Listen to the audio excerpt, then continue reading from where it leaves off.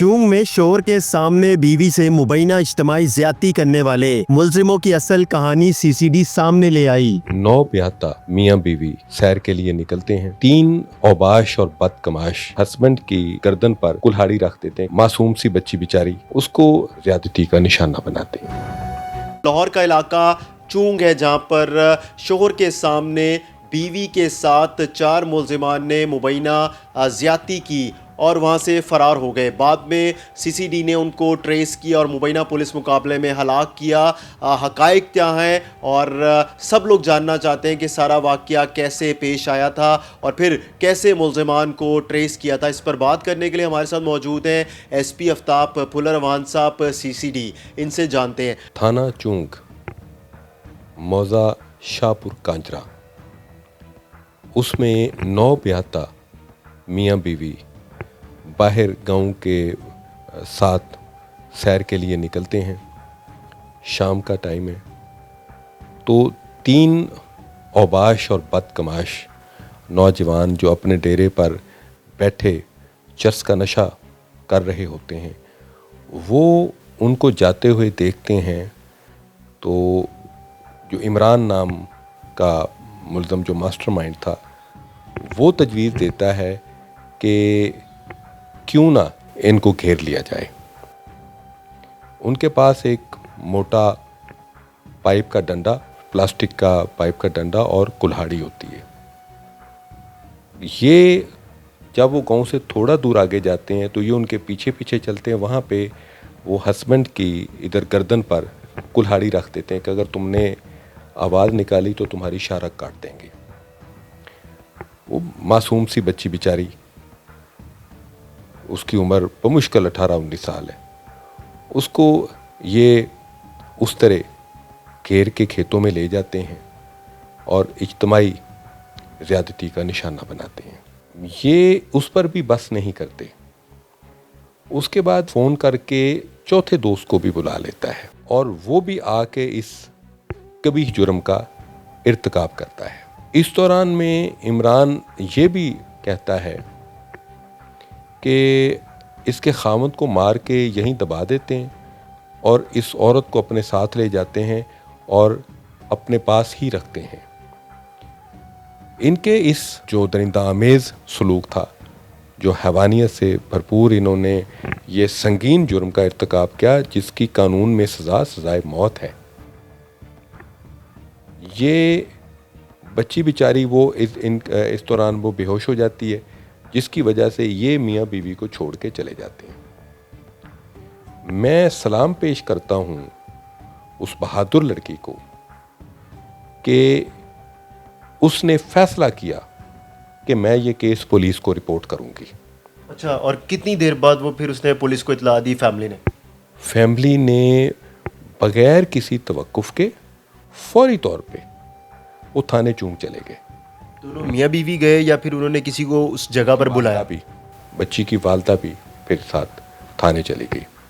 थाने जाके उन्होंने अपनी सारी अपने पर होने वाला इस जुल्म की सारी तफसील बताई। उनका पर्चा दर्ज कर लिया गया और उसके बाद फिर पुलिस की कार्रवाई शुरू हो गई कि क्योंकि ये केस आसान नहीं था, इसमें मुल्ज़म बेनाम थे, नामजद मुकदमा नहीं था। सबसे पहले काम था मुल्ज़मों को आइडेंटिफाई करना, आइडेंटिफाई करने के बाद, शनाख्त करने के बाद फिर उनकी गिरफ्तारी करना। प्रोसीजर में पुलिस को कितनी परेशानी का सामना करना पड़ा? और जाहिर सी बात है वहाँ पे ना कोई कैमरास थे और खेत खलियान थे जगह, तो फिर कैसे पुलिस पहुंची? एक हिंट हमें मिल गया। गांव में भी आपको पता है कि बाज़ जगह पे लोगों ने CCTV कैमरे अपनी हिफाजत के लिए लगाए हुए हैं, तो उसमें मियाँ बीवी जाते हुए दिखाई देते हैं, जिससे साबित होता है कि मियाँ बीवी ने ये कोई कहानी नहीं बनाई थी, बल्कि एक्चुअली उनके साथ ज़्यादती हुई थी।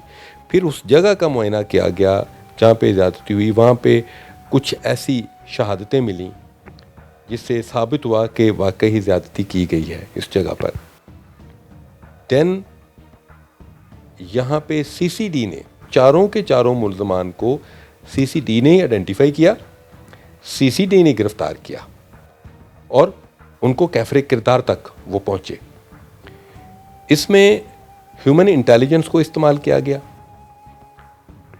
जो अंडर कवर सीसीडी वाले थे वो पूरे गांव में फैल गए। उन्होंने पूछना कि कौन था, वो लड़की से पूछा गया आप किस किस रास्ते से गुजरे। जब रास्ते से गुजरे तो वहाँ पे एक डेरा आता है, तो ह्यूमन इंटेलिजेंस को पता चला कि इस डेरे पर वो बदतमाश और आवारा लड़के बैठते हैं। पता चला कि वो कहाँ हैं। उन्होंने कहा जी इस वाक़े के बाद वो चारों गायब हैं।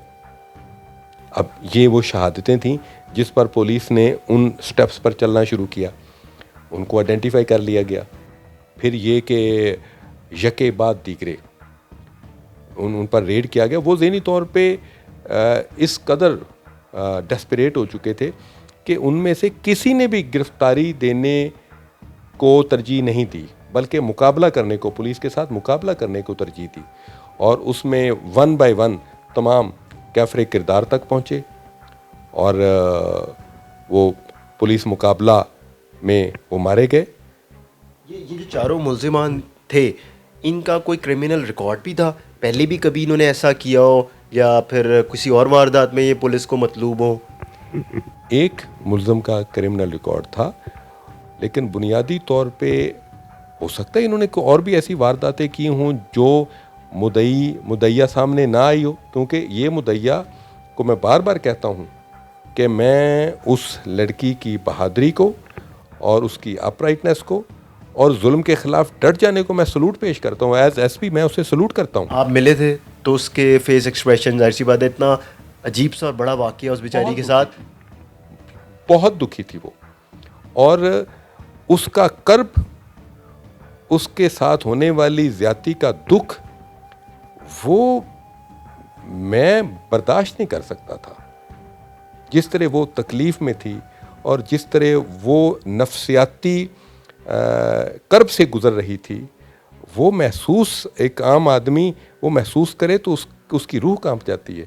मैं ये अलल ऐलान कहता हूँ, कोई भी दरिंदा, कोई भी जिनसी नफ्सियाती मरीज़ अगर किसी बच्ची की तरफ आँख उठा के देखेगा, उसके साथ ज़्यादती करेगा, तो फिर हम कानून के मुताबिक उसे कैफरे किरदार तक पहुँचाएँगे। किसी जिनसी दरिंदे को ये इजाज़त नहीं दी जा सकती कि वो शुरफा और कानून पसंद शहरियों की इज़्ज़त आबरू की तरफ देखें। ये जो इमरान है मरकज़ी मुल्ज़िम, इसके 3 साथी, चारों जो मुल्ज़िमान हैं, ये रहने वाले किधर के थे? ये शाहपुर कांजरा के थे चारों, या फिर इनका अलग अलग किसी जगह से ताल्लुक़ था? शाहपुर कांजरा के ही थे। इसमें से कुछ दूसरे इलाकों से आकर इधर आबाद हुए थे।